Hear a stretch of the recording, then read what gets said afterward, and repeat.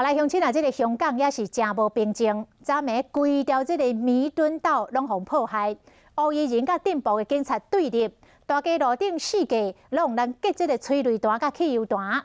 来看华视新闻的记者伫香港第一手的报道。 夜晚，香港的街头依旧非常的不平静。我们可以看到，一边是镇暴警察，另外一边就是黑衣人，他们还是持续的在武装对峙当中。镇暴警察向前推进，暗时规条弥敦道有真侪示威抗议群众，乌衣人全副武装，甲警方做对头。